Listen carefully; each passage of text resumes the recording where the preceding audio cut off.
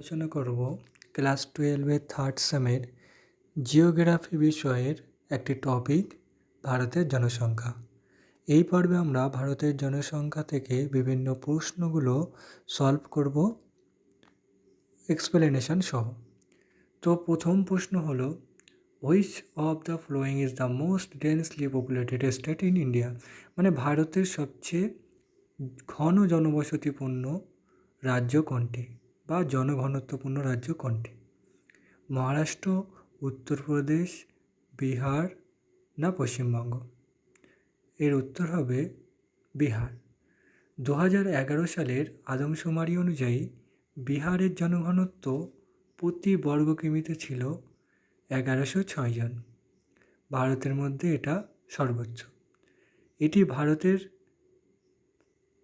জনঘনত্বের দিক থেকে সর্বোচ্চ, কিন্তু জনসংখ্যার দিক থেকে সর্বোচ্চ হচ্ছে উত্তরপ্রদেশ।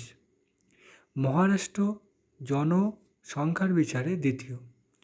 পশ্চিমবঙ্গ কিন্তু আবার জনঘনত্বের বিচারে তৃতীয় বা দ্বিতীয় রাখা যায়, ঠিক আছে? ভারতের কোন রাজ্যে জনঘনত্ব সবচেয়ে কম?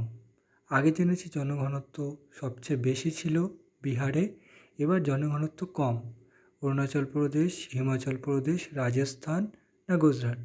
অপশান হবে এ, অরুণাচল প্রদেশ। অরুণাচল প্রদেশের জনঘনত্ব মাত্র প্রতি বর্গ কিমিতে 17 জন। এর কারণ কি না, এখানকার পাহাড়ি অঞ্চল। এটি একটি পার্বত্য অঞ্চল হওয়ার জন্য জনঘনত্ব কিন্তু কম। এছাড়া আর হিমাচল প্রদেশও একটা জনঘনত্ব কম পূর্ণ রাজ্য, এর কারণ হচ্ছে এটাও পাহাড়ি অঞ্চল।